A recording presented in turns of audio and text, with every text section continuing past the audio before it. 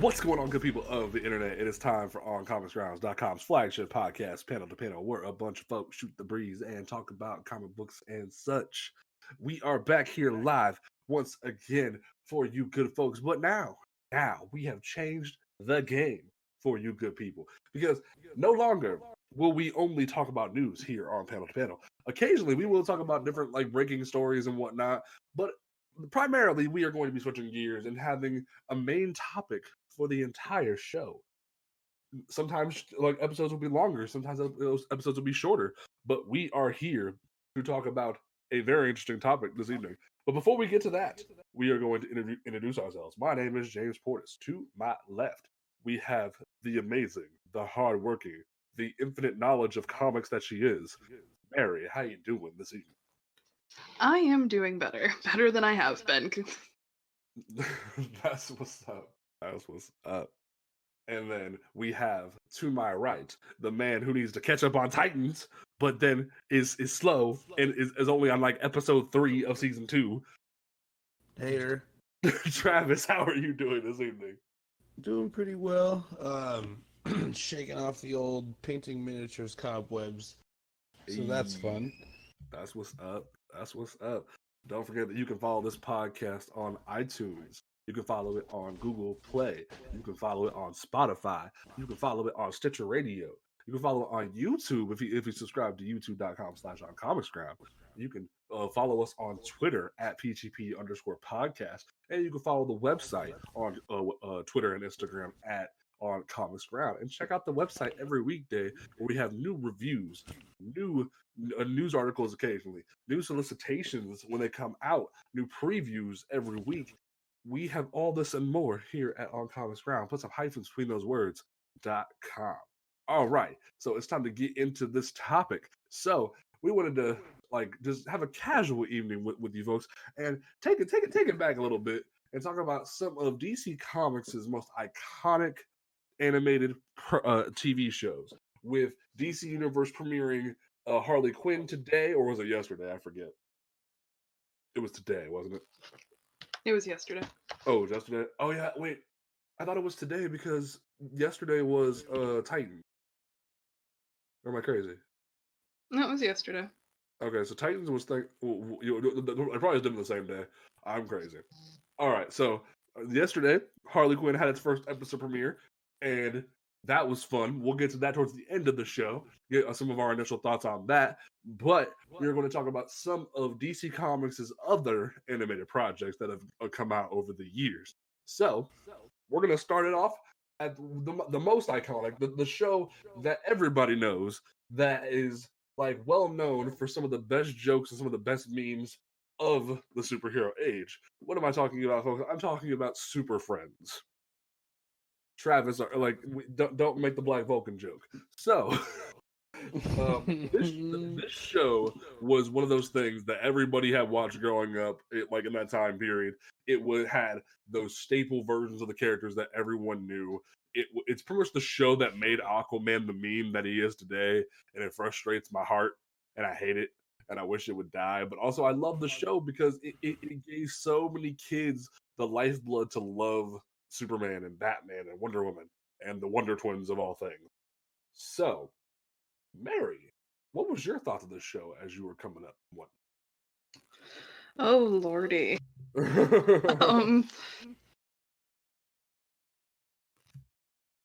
Well, if the Silver Age could be a cartoon show, it was Super Friends. And I mean, it was a cartoon in the 1970s, so it's cheesy, it's feel good. The good guys always win, but there's something kind of heartwarming about it. Now, it is a product of its time. Let's be upfront about that. Yeah. But I mean, it kicked everything off. So. I mean, I gotta say, when you find out that Casey Kasem voices Robin, it kind of like sets that staple of, wow, this show's freaking insane. And then like when you had those crazy things like the Wonder Twins, that like were the Wonder Twins specifically for Super Friends, or did they exist prior? Believe it or not, that is not knowledge I have on hand. What? Ooh, stumped I Mary. know. Mary doesn't know something? That's crazy. I The need to- horror. It's gonna bug me if I don't. The horror. The pure, unadulterated PG-13 horror.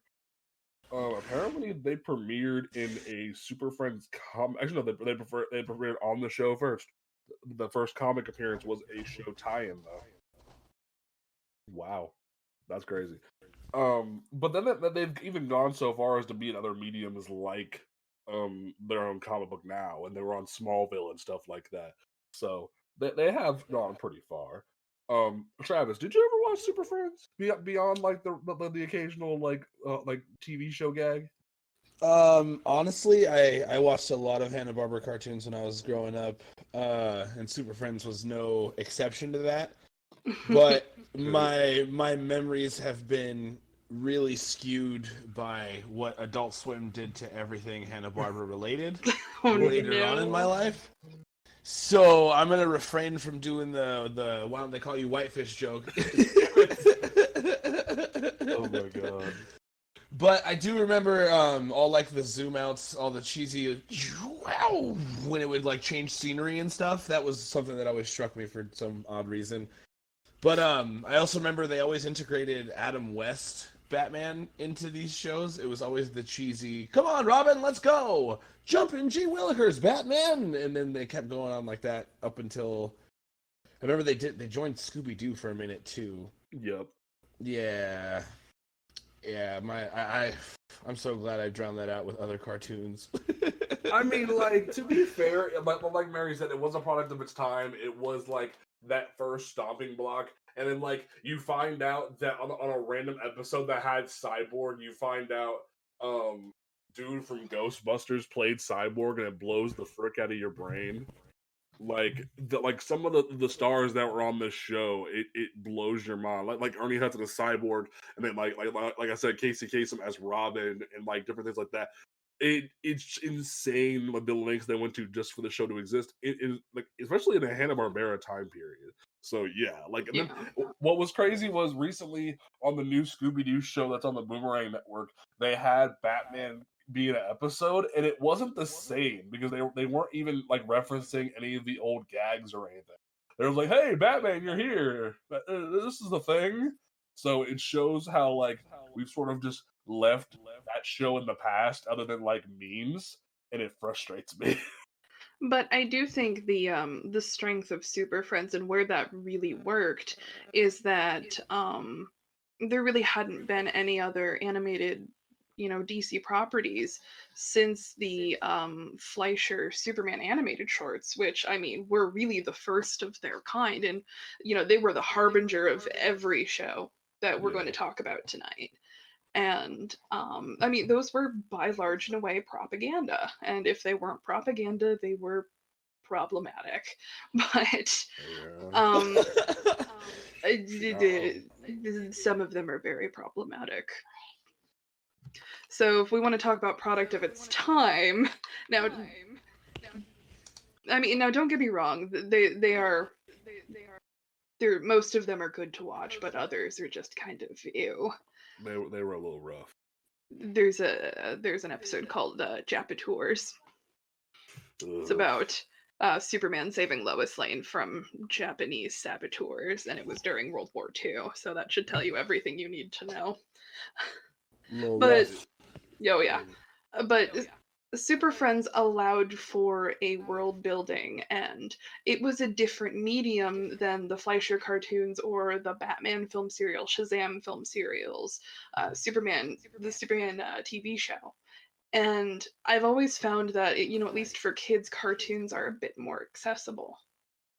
And Super Yeah. Friends really served to um, bring more people in.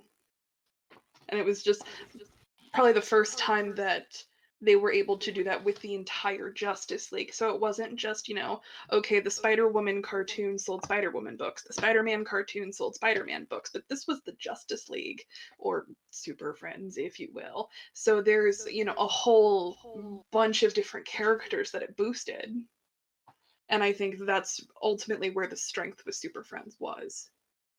Sidebar, I never knew that Spider-Woman had a TV show till Disney Plus came out. Oh yeah, no, she did. I never knew that shit. I watched like an episode of it and was just like, what? She used to be quite a big deal. And now she's getting a new series in February, so like, yay. I know, though the new costume coming back, like the old costume coming back, has a lot of people upset.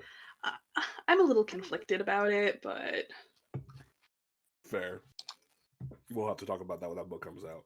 mhm.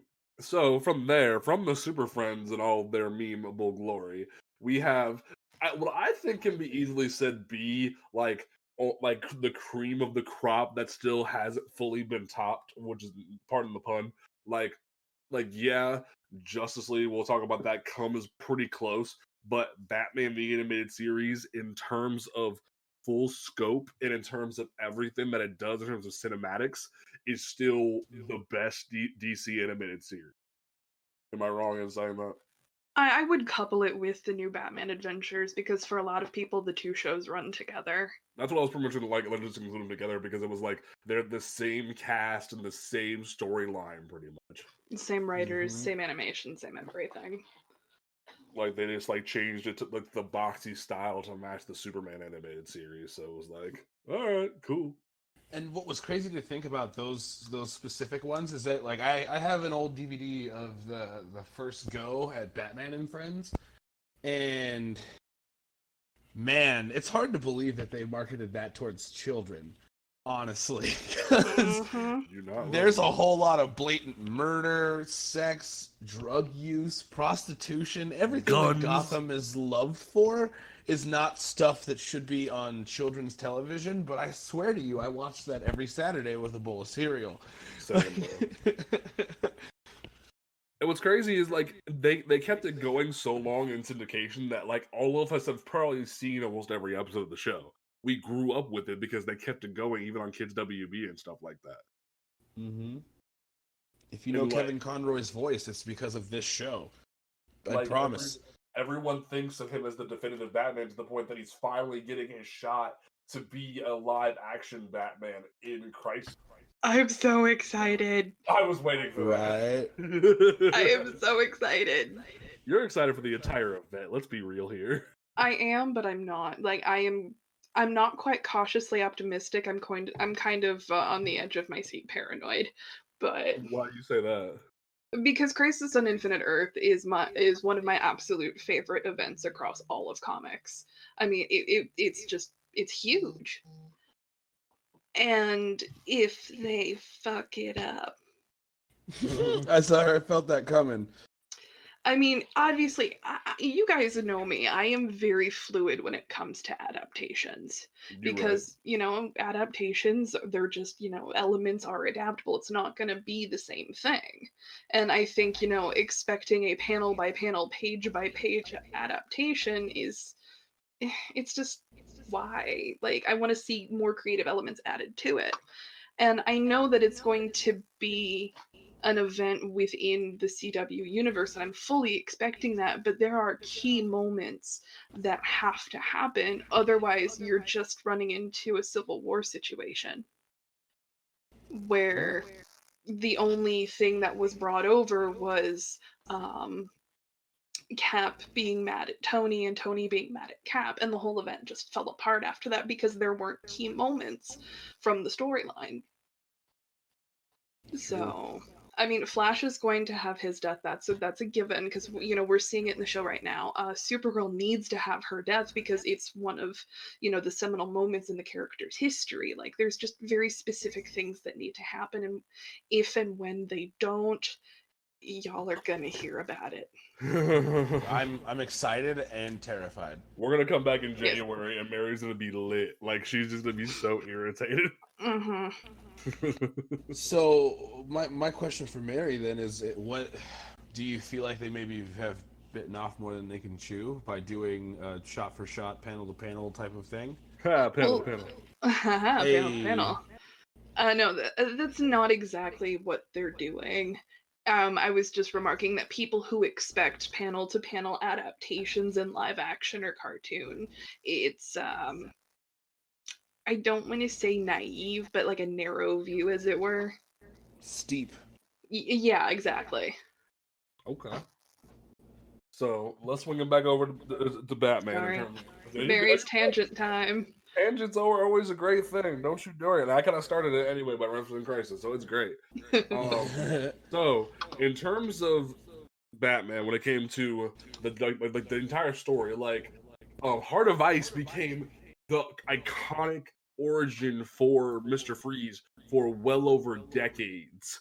Like, we have known Mr. Freeze as this like heartbroken character that is just trying to save his wife for so many years now. And then we have things like Harley coming into the picture from just being a one-off in one episode to then being thrown into the comics and now being called by a lot of people the fourth pillar of the DCU pantheon.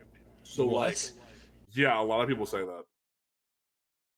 Whew. It's really freaky, to the point that I think DC kind of agrees with it. I can't argue because of the stuff that she's done. The stuff that she's done in canon is hysterical, in my opinion.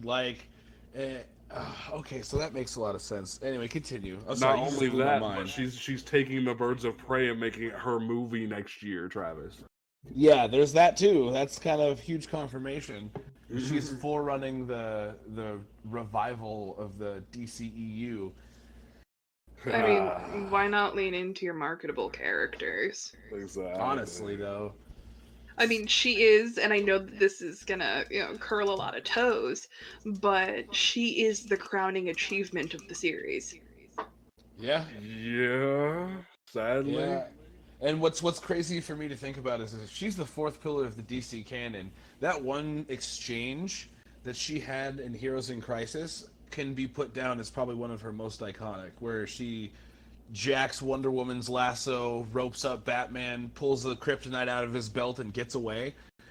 Oh man.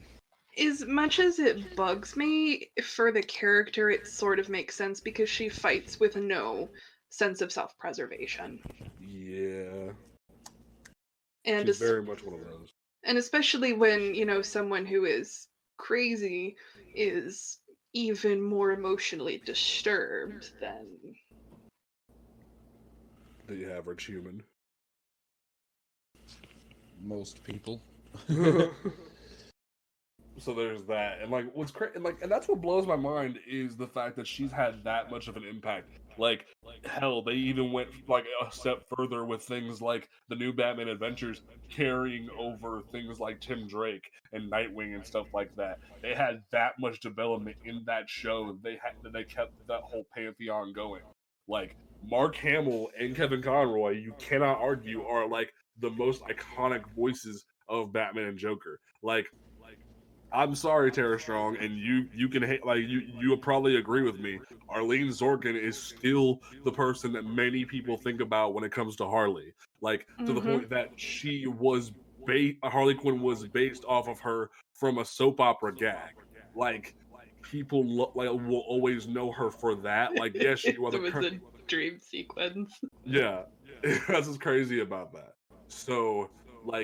Granted, Tara is amazing, and what she's done with the character is fine, but Arlene made that character in a lot of ways, and she is that character for a lot of people. So that show does that. Hell, I would rather say that Tara is more iconic as Batgirl because she was that voice for a long ass time. think she still is in the new Superhero Girls too. I mean, my only thing with Tara Strong's Harley Quinn is I feel like the voice is a little too harsh. Too pitchy.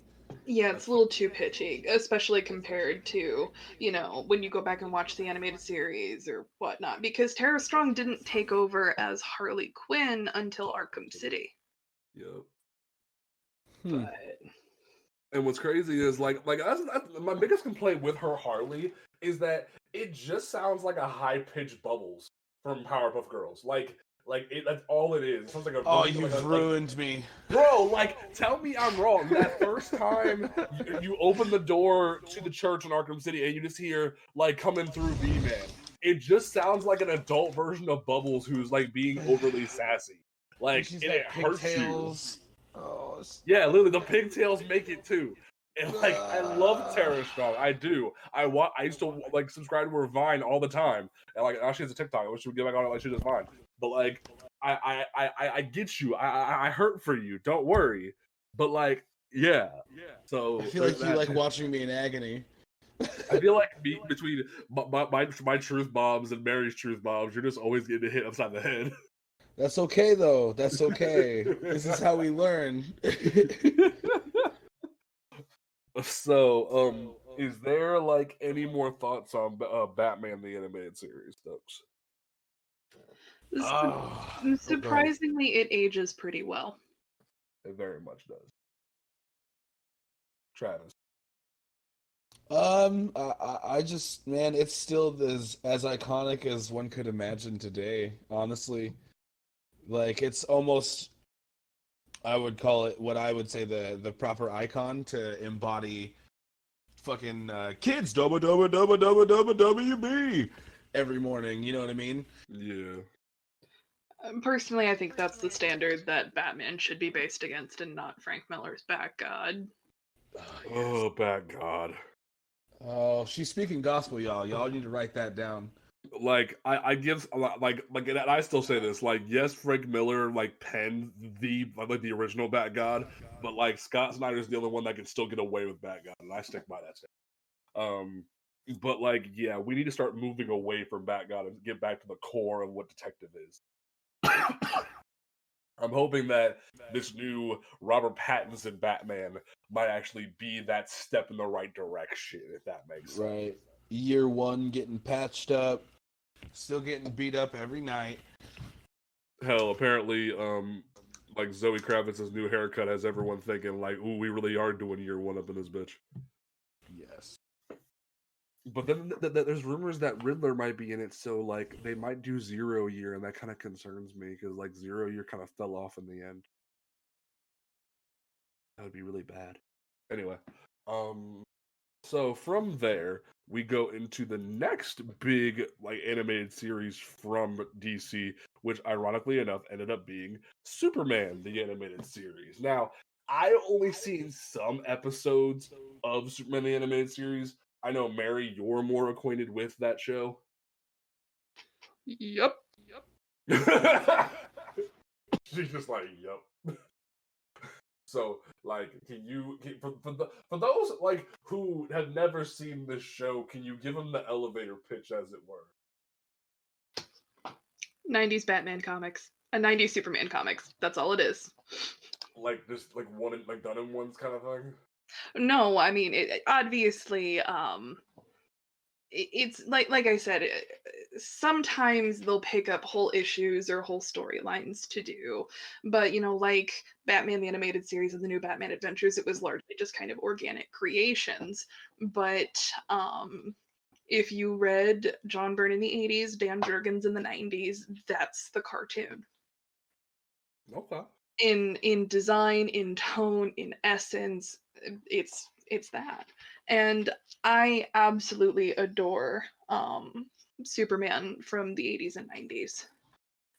And okay. I do believe that Superman the Animated Series is actually one of the most underrated DC animated properties of all time. Ooh, speak your mind. Mm-hmm. Well, I think it's the second most underrated. I think the most underrated is actually Static Shock. We'll get there. We'll get there. We'll get there. But Superman is often, oh, he's boring, oh, he's unrelatable, yada, yada, yada. And I do get that. You know, he's a character who's considered too all powerful, and if he's written incorrectly, then he can be boring. But the animated series is not without stakes, and it deals just as much with Clark Kent being a reporter as much as it is Clark Kent being Superman. And a big thing in the 80s and the 90s with the Superman comics is that Clark Kent isn't the secret identity, Superman is the secret identity. If that makes any sense. Because Bruce Wayne is really Batman and Bruce Wayne is the facade. Clark Kent is who he is and Superman is the facade. So that's, you know, part of the reason why they're the complete antithesis of each other. And where Gotham is this dark neo-noir setting within the animated series, Metropolis is the opposite of that. The It's shining light. it's the shining beacon on a hill. It's very much, not to put too fine a point on it, but Metropolis, as in, you know, the 1930s, 1920, no, it was the 1930s silent film. And you know, it's this big futuristic Metropolis. See, god damn it, I hate that the name of the city is the accurate descriptor. Like, it's just, it's Metropolis is a metropolis. But What you can say is that the show definitely has given us some of the most iconic voices of these characters as well. Like, absolutely, Clancy Tim Brown as Daly. Lex Luthor. You good? Oh yeah, I just cut out because I thought you were gonna say something. Oh no, you good. But no, like you said, it's given us some of the most iconic vocal performers, especially, you know, when we eventually carry it through to Justice League and Justice League Unlimited. And I think, unfortunately, you gave me a topic that's too easy for me to go on and on and on about. But I think the strength of Superman the Animated Series came from the seamless integration of elements from the comics. And the example I'll use for that is Maggie Sawyer, because, you know, she was introduced in John Byrne's run in the 80s, and, you know, she's famously one of the first openly gay characters at DC. Well, the show does not hesitate to touch on that. There is a two-part episode where Darkseid invades, where Maggie is injured, and you see her comic girlfriend, Toby Raines, in the hospital room with her. And, you know, they're very touchy, they're very affectionate. When Dan Turpin, one of Maggie's lieutenants, is in the room, he doesn't treat Toby any differently. He treats her like a police wife kind of a thing. And it's a very much of a nod in a wink to the comic readers, while still being able to put it in a kid show in 1998, I want to say. I believe so, yeah. Yeah. Well, I mean, the show ran from 96 to 2000, so I'm just taking a stab at whatever year that episode came out. So Okay. it was, I think that's where the beauty in the writing comes in, is the seamless integration. And what I do think Superman the Animated Series does not get enough credit for is the scene in aforementioned crossover where Dan Turpin dies. Dan Turpin, I mean, I'm not going to put a spoiler warning on this. The show ended 19 years ago. But Dan Turpin is killed by Darkseid. And Dan Turpin was modeled after Jack Kirby, and this was around the time when Jack Kirby died. So at the end of that two-parter, there's a beautiful funeral scene where you have a rabbi going through a traditional Jewish funeral, and then you have a tombstone at the end. And this line is delivered beautifully by Tim Daly, better than I can ever do it. And because he says, "Goodbye, old friend. In the end, the world didn't really need a Superman, just a brave one."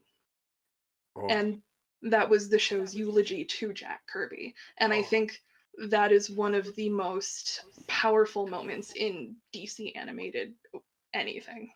my heart. It sank.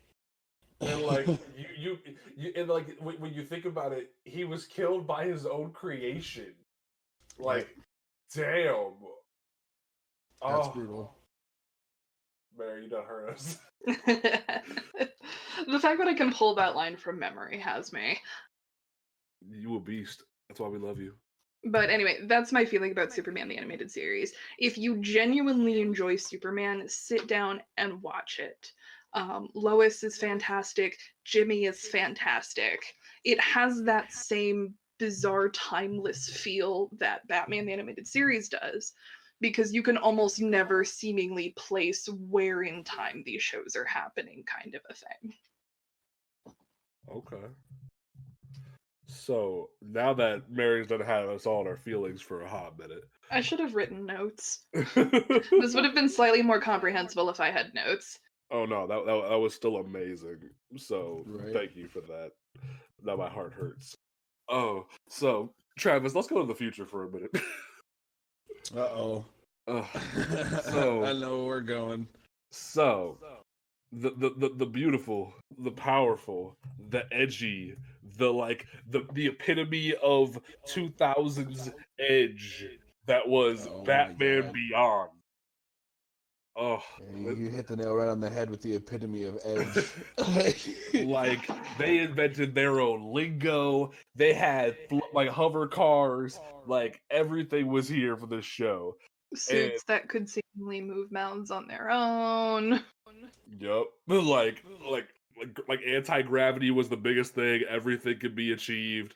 Like that show was just everything. And the thing was, that was the first Batman show I ever saw, not Batman the Animated Series.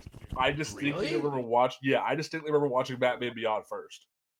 Huh. I ended up going back and being like, oh, this is different. And like that's what's crazy about it. So that's why I still read Dan Jurgens' Batman Beyond in my corner. Like, this book is weird, but I love it. Like, I still read that book. I committed to that book, and I'm with you, Dan. We got this. But like, do this. Like that's and the thing is, it's hard for me to translate Batman Beyond after Bruce Timm and Paul Dini rewrote half of it in Justice League Unlimited with the epilogue. It's hard for me to look back at it like, wow, everything is different now. Because at first glance, it's just a show about Bruce being too old, and then the whole world is different. So he brings in this kid who's troubled and has these problems. He loses his own father. His mother and brother are still at home, but he's in high school. It's very much like Spider-Man in the future, but with bats. And it's that kind of cool thing that anybody can get into, and I love it for it. You have Will Friedle voicing Terry McGinnis. Kevin Conroy comes back to voice Bruce. And it's everything you could possibly want in this kind of show. And the sad part is, it only went for 2 seasons. And it breaks my heart.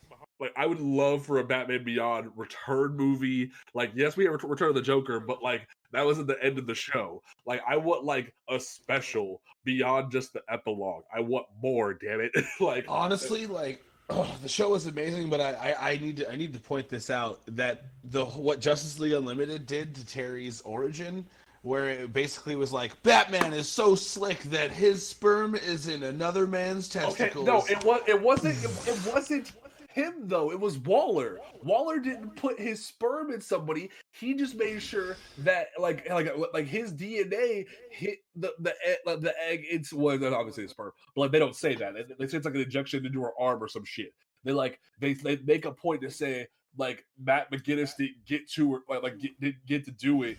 Like Waller did something to the baby that made it Bruce is not that. But like, she used, if I remember correctly, she used nanotechnology to do it. Shit. Yeah, that had me heated. If I remember correctly, she used nanotechnology to basically go in and overwrite Terry's quote-unquote father's DNA with Bruce Wayne's. That's crazy. That's some future shit right there for you. And like, the original plan was they were gonna off Terry's mom and dad, but then it was like, oh, I guess the hoodlums are gonna kill Terry's dad anyway. Like, because originally the assailant couldn't do it. Because also, did anyone else notice in the episode the assailant who was gonna kill Terry's parents was Phantasm, and no one wanted to talk about that?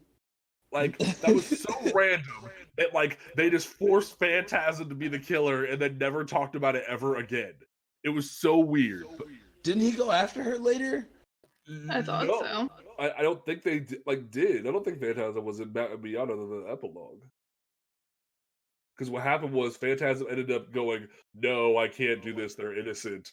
And then later it was, oh, the hoodlums of the Joker gang killed Terry's father. So it was like, oh, problem solved. He's edgy now. Problem solved. Like, that's pretty much what it was. It's like Batman effect achieved. Like, he can be Batman now. That's pretty much how it felt. Like, yeah. Now, Yeah, like, I mean, go for sorry, it. go ahead. I was gonna say Justice League Unlimited didn't really help. Yeah, and like that whole thing made it worse by adding the whole Phantasm thing. Originally, it was just Terry's dad got killed because they wanted revenge. Now it's like, oh, Terry's dad got killed, but he was originally gonna die anyway. But like, and then you go through the show, there's so much legacy and love in that show. You have Mr. Freeze coming back for like this return of power. Like, he's like, oh, Nora's dead like entirely now. I'm just gonna kill everybody. But then he has to have his like heart like appealed to. Like, there's things like the Return of the Joker movie that pulled in all that legacy. You have the Joker gang, which ended up having the Dee Dees, which we found out in the Return of the Joker movie was Harley Quinn's granddaughters, which, holy shit, that was insane. Like, there's so much in that show that, like, the Royal Flush Gang comes in as like a futuristic thing because they were never. Was the Royal Flush Gang ever in the original animated series? They were in Batman and Friends. There was one where Batman kind of had to deal with one of the Royal Flush Gang had a bomb inside of her, and like they had to deal with her facing her own mortality. But that was like the most Royal Flush Gang you ever had in the whole Batman anything. And then like Justice League Unlimited had like the epilogue that tied into it in the epilogue episode, but that was different. So, but like the actual Royal Flush Gang came in during like Batman Beyond. Like, you had the Bane episode where they basically turned the Bane venom into like steroids for sports players, which was insane.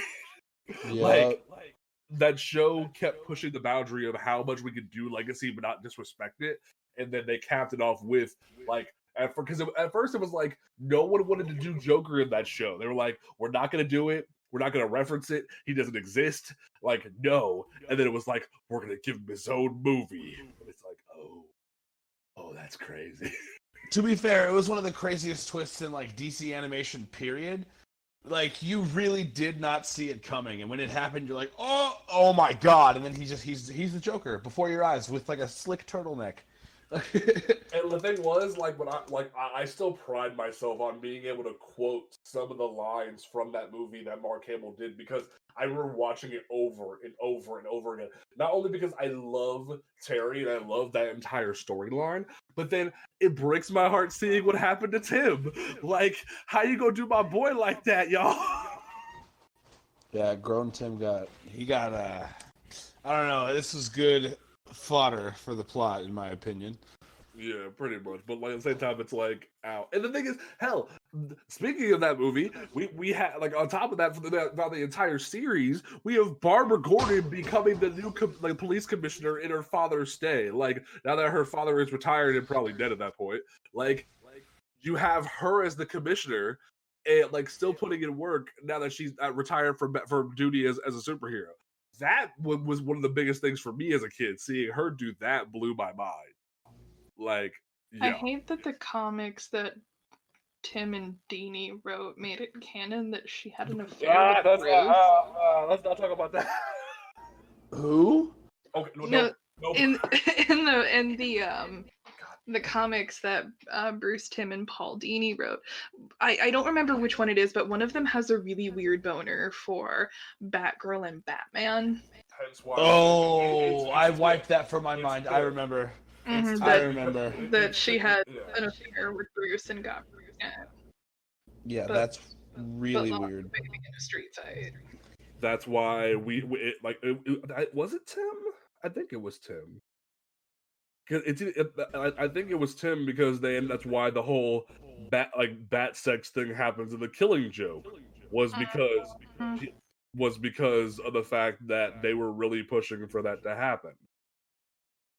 And because like there's that really weird line where you have like Babs like, I'm pregnant, and like I'll tell Tim congratulations. No, I'll tell Dick congratulations. And then she's just like it's not his, and Bruce just looks at her like, oh god, and it's like, what is this? Yo, it's like the internet was writing Batman for a while, if I'm being completely honest with you. Bro, that sounds so foul. It was Bruce Timm. It was literally Bruce Timm. And it's just like, why do you have this weird thing for Barbara and Bruce to get it on? Like, it's so bothersome. That's disgusting. I can't. I just hurt my soul.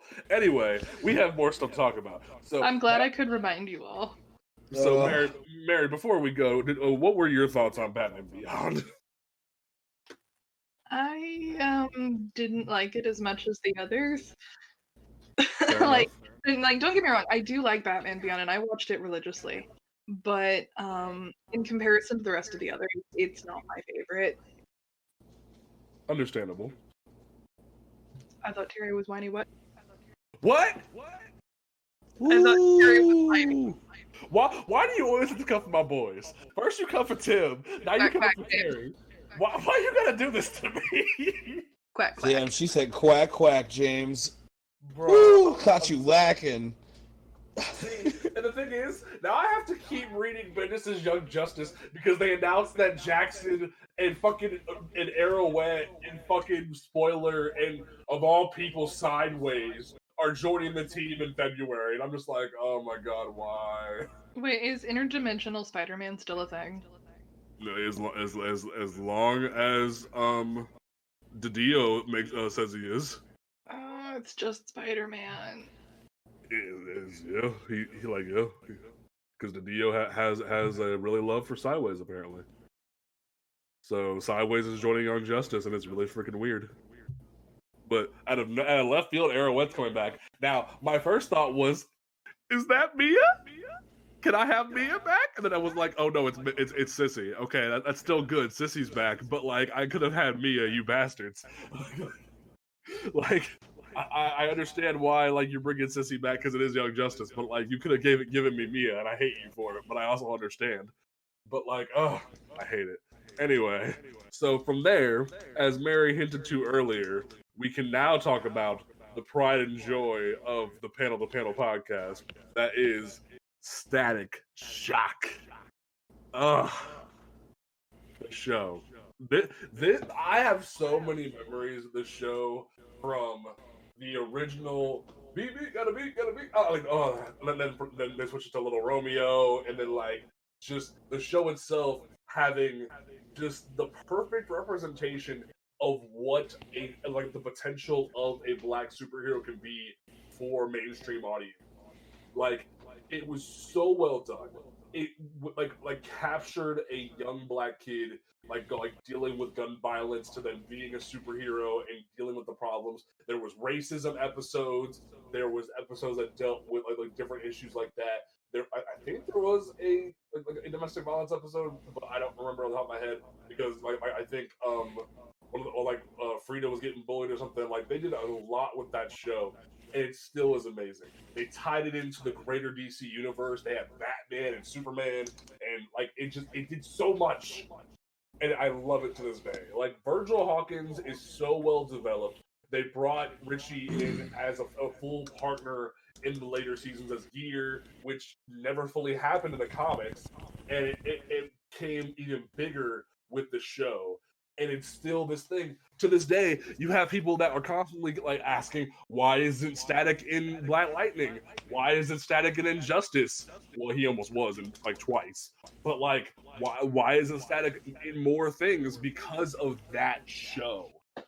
So like, the only downside to come from this is the fact that people think his name is Static Shock. I know! It's so annoying. His name is Static. Sorry, that's just me being snobby. No, you're good. Um, before I let Travis cut loose, Mary, open the big book of milestone knowledge and gush. I love that I always get to do the history lessons. I mean, but like you have more knowledge than me, so like Yeah. I like hearing from you. Static Shock is based on the Milestone Comics character named Static. And while this may seem a bit confusing to someone who's not familiar with Milestone at all and who may not have seen the show, Milestone was a black comic company that inevitably ended up selling certain publication rights or being bought. I'm using air quotes here. It's a very complicated legal structure is what they had to DC. So much so that when Milestone would write and release books, it would be sold under the DC logo. And it gets a little complicated because the character usage were tied to certain creator rights, and each one of those creators had a different relationship with DC. And things kind of fell apart when Dwayne McDuffie, one of the Milestone founders, died. And Dwayne McDuffie is also the one who developed this show. Yep. And so that's why we were able to see so much of that. And the cartoon is actually pretty faithful to the Milestone comics. There are a few key things that are left out because in the comics, Gear is actually gay. But, you know, again, this was kind of that we hit 9/11 during the release of the cartoon, and you know, we kind of pulled back in on ourselves in terms of progression. I'm putting this as neutrally as I can. And so, you know, that's one of the larger elements that was left out, was like you're being gay, and then there's little things here and there. But that's the general history condensed as quickly as I can. What were your thoughts on the show? Oh, my thoughts on the show. I absolutely adored it. My dad had a thick stack of Milestone comics when I was growing up. I mean, you know, he had Icon, he had Static, he had Heroes, he had Shadow Cabinet, he had a lot of different things. And being able to, you know, it was... I didn't understand the complexity of the DC Milestone relationship at the time. I thought it was just, you know, another really cool book that my dad let me read that I could watch on TV. Because I would have been, what, 10 or so when the show came out? Yeah, I'm bad at math. Somewhere between like 8 and 11. Something like that. Something like that. So it was another really cool thing for me. And, you know, even going back and watching it, because thankfully it's on DC Universe. The majority of the shows that we are talking about are on DC Universe. Yeah. I think Super Friends is nope, there it is. So yeah, pretty much all of the shows we're talking about are on DC Universe. So if you want to have a binge session, you can see everything. Yeah. But being able to go back and watch it, you know, roughly 15 years after it went off the air, it holds up. It is, you know, great characterization. It's so well written. It's so well voiced. Like, I absolutely adore it. Phil LaMarr deserves all the praise as Virgil. Yes. Like, oh, so good. Deserves all the praise for all the praise. I need to correct myself. It was Dwayne McDuffie and Dennis Cowan. I can't leave out Dennis Cowan. So he is a legend. He deserves his due. There. So Travis, put a shock to the system. Holla at him. See, I'm on the weird spectrum of the fence. Don't get me wrong. I loved the show Static Shock, and I love Static as a character. But I was a big fan of his villain, more than anybody. Ebon? Yes. Okay. Well, maybe the first villain. It was the purple dude. Yeah, it was Ebon. Oh no, Rubber Band Man. That was it. Rubber Band Man. I was a huge fan of Rubber Band Man. I cannot put together why. It was probably because of the weird shadow power he had going on. No, he didn't have the shadow power. It was Ebon, and then like they were both brothers, but like one got the stretch power, the other one could just fully manipulate shadows. Okay, it was the one in the shadows. You mean to tell me that you didn't love Hot Streak's ridiculous hair? Hot Streak annoys the god out of me. Oh my god. But it's so ostentatious. It's wonderful. Now, I just love like that late 90s grunge. I mean, at least Yeah. at least the show took it in a grunge like version instead of like the original comic that just had him as like a white boy thug that I could not stand. Like I will give them that, and they were like, yeah, let's make him like a grungy like 2000s douche. Like let's give him that. That was better. Yeah, 'cause Slim Jesus isn't doing it. But how you feel about Static, yo? I love Static, honestly. It's hard to pass up the opportunity to give Phil Lamar his props for one of the most iconic shows of the DC animated series. Because that's kind of like everything that came after like Batman and Friends, except for maybe Superman, because Superman was intentionally thematically the opposite of Batman. But Static Shock was the one that like completely changed the rhythm and the melody and everything else, and it was the representation was wonderful from what I remember. I need to binge the entire thing. That's 4 seasons of just god tier animation right there. It's worth it.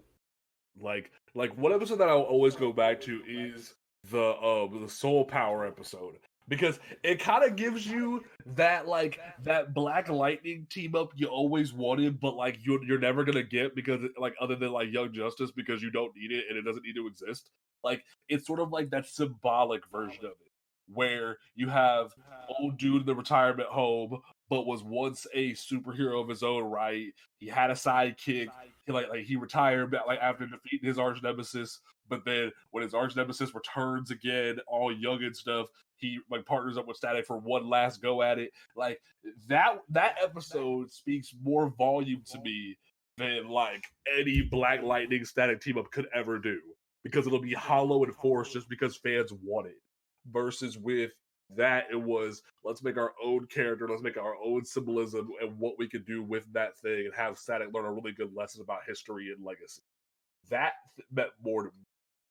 And then that goes to the entire show, because he learned so much about being a hero from that episode to be with Batman, to going with Superman against Toyman, to then going to the future for a Batman Beyond tie-in of all things, and meeting his future self. He goes through so much growth across the entire series, and then even goes to the past and and sees his mom before she had died, and she says she's proud of him. Like that meant even more volume to him as a character. So when he finally loses his powers at the end of the series, which I still think was just weird, that like all the Bang Babies just start losing their powers at the end of it, like, oh, we can't do it anymore, no more show. like that right there was just like him being mature to be like, yeah, I can go live a normal life now. Like that was really cool. Yeah. I don't know if you guys have any more favorite moments from Static, but like that was me gushing for a moment. Anything? No, I think that's it for me, man, on Static. Okay. All right. Well then, do y'all want to get in? Like, do y'all want to do like Teen Titans and then like a giant Justice League shot, or do you want to like break it up? What y'all want to do?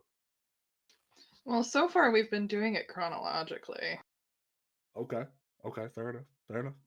All right. So we'll start with Justice League then. Justice League came out. Because this is about the time where we also see network shifts too. You are correct. Because wasn't it like they took it from WB over to Cartoon Network? Mm-hmm. Yep. And like we see Justice League come out, it started to be more on Toonami than anything, but we saw it coming out. This show is like the next two, both Teen Titans and Justice League are what Mary and I like to call stop influencing the comics 101. But like, tell that to Robert Downey, Tony Stark in the comics. Oh, I'm going back through Riri's books right now that we can do an episode about her for Blurred Grounds, and I'm getting really frustrated by her, like Robert Downey Jr. being just in the comics because of Bendis, and I'm like, oh god. But anyway, so Justice League as a show is while it frustrates us to see what it's done to the comic landscape, in terms of like influence and like collective memory of like that, similar to how like Static has influenced the culture of people wanting about Black Lightning and such. We now see things like the entire lineup of the Justice League being influenced because Scott Snyder asked the fans what they wanted. But then the show is so good because it pulls everything from the comics and does so many faithful adaptations of characters that it's become this icon among not just comic books, but just animation in general for its powerful storytelling. I just want to say for the record that comics should influence media. Media should not influence comics. But we wouldn't have Harley Quinn then, Mary. Well, you know what?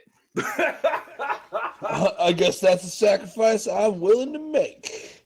Ooh, I mean, like, obviously, there will always be exceptions, but I mean, to universally reshape your entire comic line because your movies are doing really well and doing it in such a way that it starts to tank your comic storyline and you completely remove one franchise, then you have to have somebody come back and fix it, but only after your company gets the movie rights to that team do we see where I'm going with this.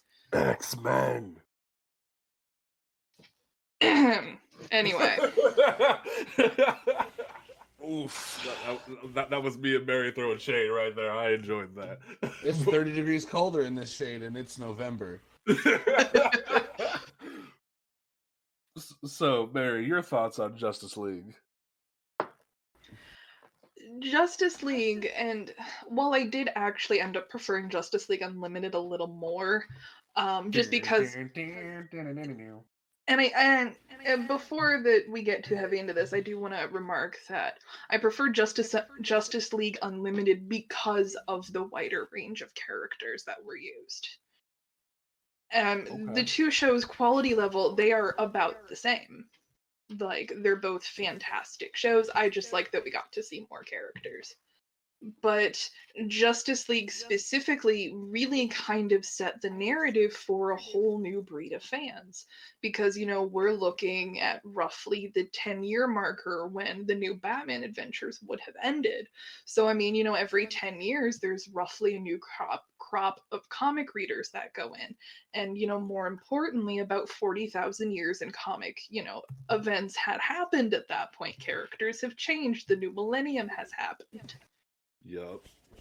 And so we got to see all of these shifts in the comics that were brought seamlessly into the show while still somehow being able to maintain the core values of those characters, which apparently is getting a little harder to do. I mean, I know more time has passed, obviously, but... And I mean, I think one of my biggest like gripes with Justice League was they give you just the first 3 episodes to bond and know these people as a team, and then it's like, okay, cool. Immediately, Green Lantern's on trial, and after that, he killed the whole ass planet. Yeah, like after that, Aquaman's here and mixing it up. He has a hook hand, he has long hair and a beard, like Momoa did later, and like then we go into like the Mascara going to war because of Felix Faust, and like. And then War World shows up because of Mongol, and then we have like a somewhat JSA Earth 2 tie-in, but not really. Like, it does so much in a small amount of time that like I like it definitely, yeah. No, I was going to say, and I think you just actually pointed out the fundamental flaw with all of these shows, with the exception of Batman Beyond, is that you are expected to have some knowledge of these characters before you go in. Yep. That the shows, while they did work really well to pull in new readers and get people in comic stores, if you hadn't read them, you always felt like you were missing something extra. And the fact that, you know, it was really Jon Stewart's first introduction into an adapted medium. Before then, it had been, you know, Hal Jordan, and then it was Kyle Rayner, and he was always kind of the backseat Green Lantern. Which is bullshit. And Hal's not that good, James. No, I'm talking about John. Oh, I was gonna say Kyle's not that good, man. No, man, John needs more love. That's why my one thing that I will say is the one good thing that came out of Scott Snyder giving into the fans is that John got some spotlight. Okay, Mary, I'm sorry for interrupting you. No, you're fine. And even with it's difficult to think of Wonder Woman as a character who was not super well known because she's always been a pop culture phenomenon. She hadn't been adapted, in many with any real earnest in decades. Wonder Woman. Exactly. Linda Carter was really one of the last times we saw Wonder Woman. God damn it. Does that bug you? It's the Metropolis thing all over again. But you were kind of expected to have a certain degree of knowledge going into this. And I think if the very few flaws with a lot of the DC animated shows is that there was always something you seemed like you were missing. Yeah, at times, definitely. And I think Justice League and Justice League Unlimited by default were just the worst offenders. Because, you had things like the Legion of Doom already being a thing. You had Felix Faust. You had the Demon Etrigan and Morgan Le Fay. The Injustice League was in there. All these different things that no one knew about, but just were supposed to know. Like the Justice Lords probably blew everybody's brains out of the water. Like an evil Justice League. What in the world is going on? Like that probably was a game changer for a lot of people. And then, hell, the freaking the Hawks invading it towards the end of Justice League. Now, I will say the Thanagarian invasion was gnarly. You're right. Oh my god, and the whole Wally West Barry Allen thing. Yeah, that was crazy too. That's why so many people, on top of the fact that Wally was the Flash from the 90s till up until the end of pre-New 52, you saw so many people from the Justice League Unlimited Justice League TV show going, hey, why is it Wally Flash? And I'm one of them because I hate Barry and I will stay in that camp and you can fight me. But yeah, the idea of Wally being the premier Flash was so well done, and now it's okay, he killed everybody in Heroes in Crisis, and now he's basically doing what is it? What's that one X-Men comic that I love, but it just got canceled again. Saladin Ahmed was writing it. Exiles. It's Wally West is the one exile going through the multiverse, and apparently his kids are alive, guys. Doesn't make any sense, but Scott Lobdell is gonna write it. Which I love how for the first time since I think Red Hood and the Outlaws DC Rebirth that I'm actually saying that I like Scott Lobdell as a writer again because he's redeeming a character that Tom King shat on. But not as a person. Not as a person, mind you, no. But I'm choosing to separate the art from the artist here and say thank you, Scott Lobdell, for cleaning up Tom King's mess. Because goddamn, you are helping Mike. There's this amazing scene in issue 2 or 3 of Flash Forward where Wally's remembering his time with Roy and he hates that he messed up, and then he goes into this one multiverse and finds Vampire Hunter Roy, and it's oh, why Tom King? Why? I hate it. So any more thoughts on Justice League before we press on? Anybody? I mean, I had a really good time with the show. The Thanagarian invasion was so gnarly, in my opinion. Probably my favorite part of that whole series. But I think one problem I had with it was just the futility that was Lex Luthor.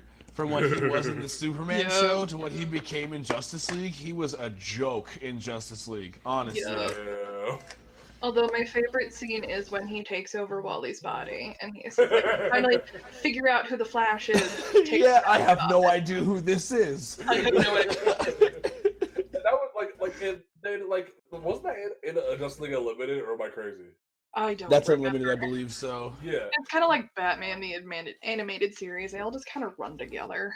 And what's crazy is Unlimited had some of the greatest development for some characters. Like you saw John being a mentor to a lot of these teams. Like that first episode of Unlimited, where it's John Stewart, Green Arrow, and Supergirl against Brimstone while he's trying to run down an Asian town. Like that was insanity. And somehow they all pull it together and save everybody. And then from there, you go to the next episode where Mongul puts the Black Mercy on Superman for like his birthday, and he's having a good birthday, wishing he was on Krypton and shit. And in the next episode, they go, "Hey, Dakota Fanning is Wonder Woman because Morgan Le Fay had to make them all children to fight Mordred." And it's like, wait, what? Was it Justice League Unlimited where Wonder Woman gets turned into a pig and Batman has to sing in order to get her to turn back? Yes, it was. I love it. Justice League Unlimited was pretty wild. Because he has to call Zatanna because everything goes to hell, and like he sings that great song. Oh my God! Ooh. Am I blue? Speaking of songs, do you guys remember the Birds of Prey roasting the men of the Justice League Universe episode? Oh, fucking course Just I do. in a song where they talk about where like Wally. Wasn't that Brave and the Bold? Yeah, it's Brave and the Bold. We'll get Is to it Brave that. and the Bold? Okay, my We'll bad. get to that. Still good stuff. Also, another great episode from Unlimited is the Booster Gold episode because Booster Gold like shows up. Thanks, Green Lantern. And little kid goes up and gets his autograph and just like he writes it. He's like, "I thought you were Green Lantern." It's like he's gold. Like, how blind do you gotta be, my guy? Also, like, go ahead. I was gonna say, I think the crowning achievement for Justice League Unlimited was the fact that it made people fall in love with minor or niche characters like Booster Gold or even the Question. Or Green Arrow. Green Yeah. Arrow. Because I think probably one of the best episodes of Justice League Unlimited was Date Night. Because, you know, you had Green Arrow and Black Canary running around and doing shit, and fighting, and fight clubs, And And they were trying to redeem Wildcat, which, oh. Mhm. And I think the strength from that came is, oh my god, I do not remember how to talk anymore, guys. And I think what worked to help make people fall in love with, you know, the Question and Wildcat, and at the time even Green Arrow and Black Canary being niche, quote unquote niche characters, was the fact that they had a comic writer come in and write the episode. Mm-hmm. So I think that worked beautifully, and it was Gail Simone who wrote the episode. Was it Gail Simone? It was Gail Simone. Holy That's shit. amazing. Mm-hmm. And then you got things like Amanda Waller showing up in Unlimited, and like her and Batman constantly having a dick measuring contest. Like that was just always wins. Well, no, there was the one time where like Batman shows up in her damn bathroom and is like, "Get dressed. I'm gonna school you real quick."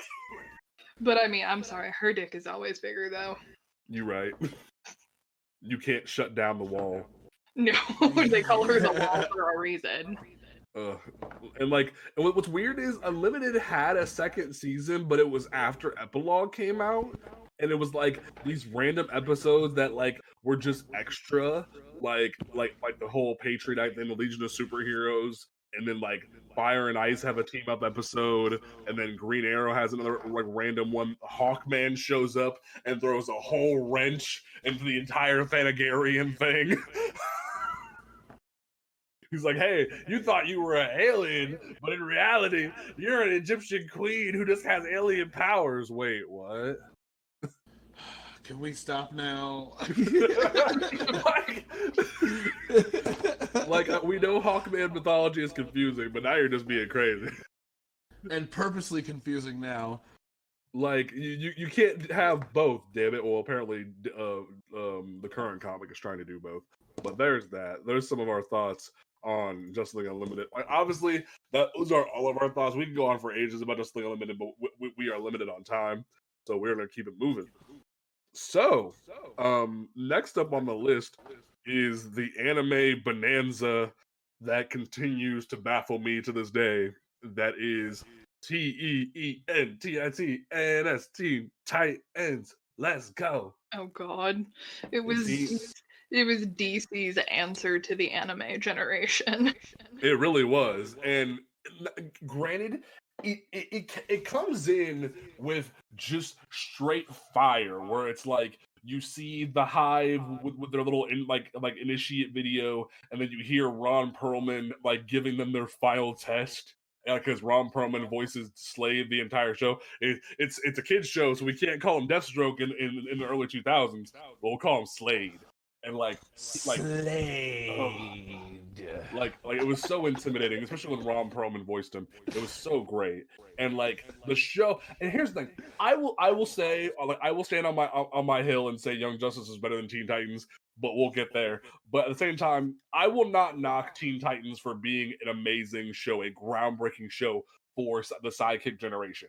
Now, similarly to Mary, I want to choke everybody that thinks that Robin, Cyborg, Beast Boy, Raven, and Starfire are like the end all be all in terms of Teen Titans, because let's get it straight here. Robin, Aqualad. They're the new Teen Titans. Yes, they're the new Teen Titans. Robin, Aqualad, Speedy, Kid Flash, and Donna Troy, Wonder Girl, were the original Teen Titans. You can look it up. But regardless, they are still the core team everyone knows, like to the point that everyone's like, why isn't Cyborg in Titans? Why is he on Doom Patrol? Don't worry about it. It's okay. Like, we don't need to have that the core team that everyone seems to know all of a sudden as the standard for Teen Titans. But at the same time, I love the chemistry that's put forth by those people. You have Greg Stites as Beast Boy, Kari Payton as Cyborg, Tara Strong as Raven. You like all of them coming. Like then I forget off the top of my head who voices Robin, and then you have can't remember her damn name, but I prefer her as Harley Quinn instead of Tara. But Hayden Welch, Starfire. You have Ron Perlman as Slade. Then you have more guest stars. Ironically, there's an episode of the show where Michael Rosenbaum comes in after voicing Wally West on Justice League. He comes in and voices Wally West Kid Flash on Teen Titans, which is hilarious. Like the roster of Teen Titans that come throughout that show, like Bumblebee and Aqualad, voiced by Will Wheaton, which is weird, but like they have all these amazing things that happen in the show that blow your mind. They bring in the Doom Patrol and make the Brotherhood of Evil the main last villains before the show ends. Like, Tara is fully ingrained in people's minds. Thank God as not a statutory rape victim, but and not an evil control freak that's vindictive and horrible that I can't stand. Like, she actually has a soul in the show rather than what she is in the comics. Like, that's why if anybody ever goes and reads Judah's contract, they're like, "Who is this woman?" It's so bad. Tara is nothing like what she's in the anime Teen Titans. She actually has depth. I mean, don't get me wrong. Like, Tara had some depth in the comic. It's just she was a hoe who didn't care about anybody. Like, that's the end all be all. Like, she was banging Deathstroke as a 14-year-old girl, and she didn't care about anybody and only wanted to be evil. Like, that's it. But then you go to the show where it's like, hey, I want to be a hero, but I got caught up with the wrong people, and but I love Beast Boy, but I sacrificed myself for my new friends, and even Raven likes me, and they put that depth in her that the comic didn't do, and it blows your mind. And then that teaser that we'll never get an answer to of Tara being alive at the end of the show still blows people's mind. And they tease that, and they play with you, and it's horrible. But as a show, I still love what Teen Titans does. I just prefer Young Justice, and I will die on that hill. Anyone else want to talk about it? Well, like I said when we got started, it is definitely DC's response to the anime generation. But I really enjoyed it. Admittedly, I have not gone back and watched it in several years, but I never missed an episode when it was on, and I would constantly binge on the reruns and whatnot. And I thought ultimately it was a very well put together show. Most of. And I think the big departure with Teen Titans was, well, for one, we saw it move to basic cable as opposed to basic channel, because the CW used to be the WB. Yep, But you're right. and we could get away with a bit more darker of a tone because Teen Titans did have an undeniably dark tone when we eventually did move to Cartoon Network with this. It felt like Teen Titans was targeted more exclusively to kids and preteens and, early teenagers kind of a thing. It seems like it kind of niched itself there because Right. I have known adults who have, people who were adults at the time, I should say, that never really felt like they could get into it, but, their kids loved it, kind of a thing. Is that I think that was the big departure there. The English and Japanese versions of that opening theme are my jam Yes, they are. because they had, oh god, what were they called? Puffy Ami Yumi. Yep. Because I remember they ended up having a cartoon, quote unquote, about them on Cartoon Network after the fact because Teen Titans was so popular. But it was a fun show. And again, DC was very good about keeping it close to comic elements. And I think that's something DC animated shows have always done really well. Travis, your thought? To kind of springboard off that last point, one thing I liked about it too is that the stuff that wasn't in the comics was also pretty well done. Like, was it Red X?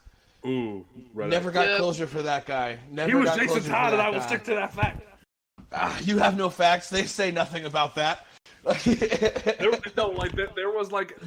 There's these like later before Teen Titans Go came out, there was these little specials called like New Teen Titans where it was like almost Teen Titans Go animation, but it wasn't. And like they have one of them where it's like they catch Red X and Beast Boy's like, I'm telling you it's Jason Todd. And, like they pull the mask off and it is Jason Todd. But they pull another mask off and it's someone else. Like it's Speedy and somebody else, and like he disappears, and Beast Boy's like, "I'm telling you, he's Jason Todd," and like I'm still on that boat, bro. It's Jason Todd. No one can tell me otherwise.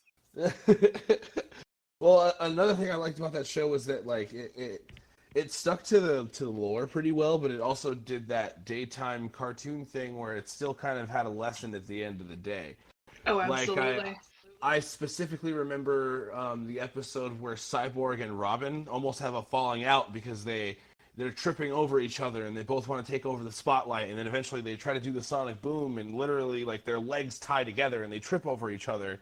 And then throughout the rest of the episode they go through these struggles of, I could do this by myself, and they can't, and they admit that to each other that, they have differences and that it's better to get over them because they're stronger as a team.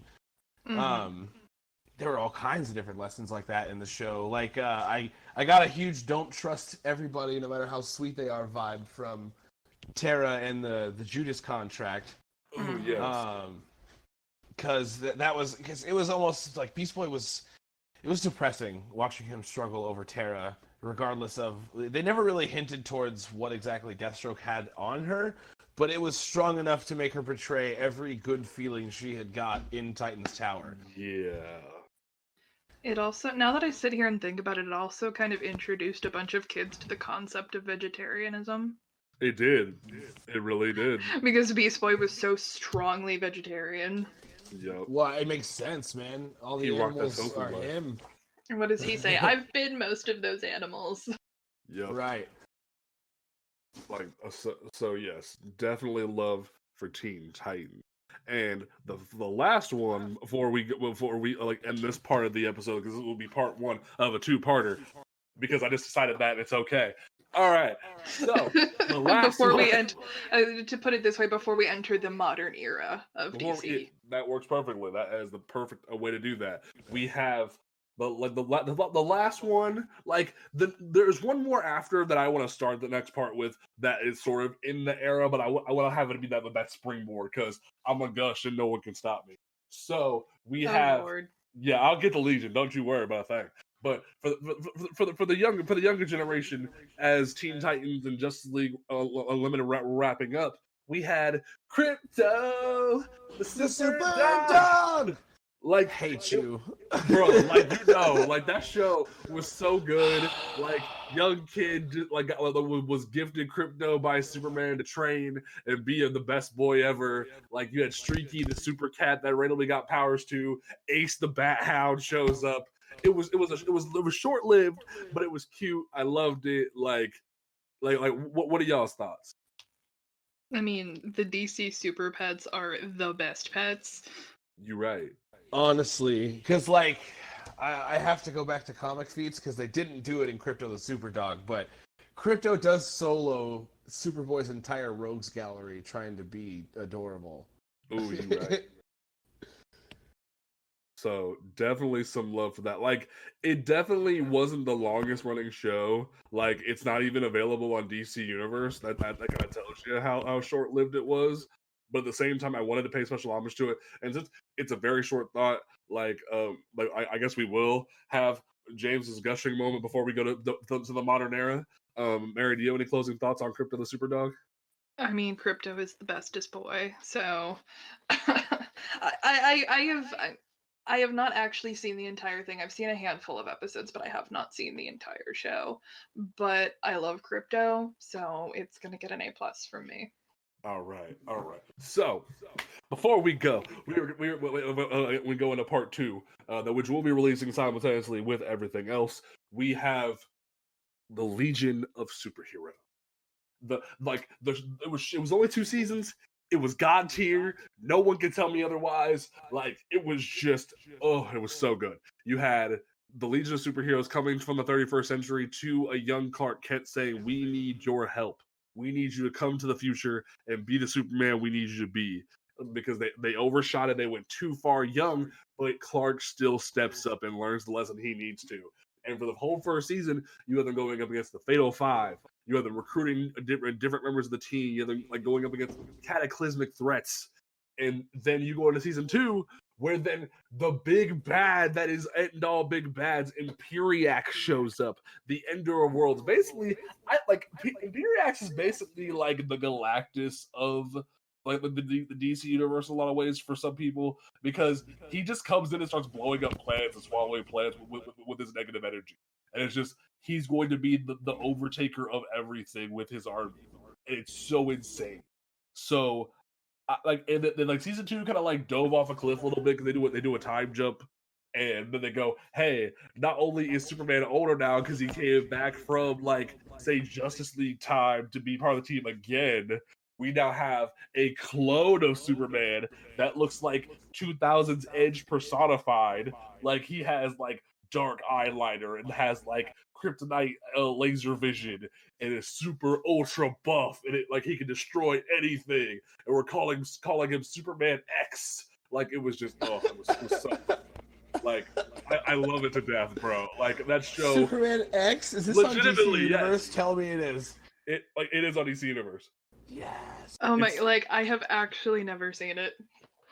Bro, no, honestly, Mary, I feel like you would really enjoy. Knowing you, I feel like you really enjoy it. Like, season 1's a little slow, like, yeah. But like season 2 just goes, hey, we're at war now, and like Superman X is here, but then like Superman comes back too, and now they have to work together, and it's just, it's so much. And the weirdest thing is, like, Yuri Lowenthal voices Superman, so like the same guy who voices Spider-Man in the PS4 video game plays Superman, and it's really like, it's kind of jarring when you first hear it, but it's like, it's so good. It's so good. So I wanted to gush about that one because I knew neither of you had seen it. Because I think I was, yeah, now that I'm looking at it, I was firmly in high school at the time, and I was kind of, you know, like most high schoolers where I was up my own ass, so... Okay, so we're gonna go ahead and wrap this episode up, but don't forget, you can like follow us on Twitter, Instagram, follow us on Twitter at PTB_podcast. You can follow the website at On Comics Ground on Twitter, Instagram. You can check out the website oncomicsground.com. Put some hyphens between those words, and you can check us out for all of that good stuff. You can subscribe on Apple Podcasts, Google Podcasts, Stitcher, Spotify, YouTube, all those great things except for SoundCloud. But we will catch y'all on part 2 of this awesome episode. Peace out.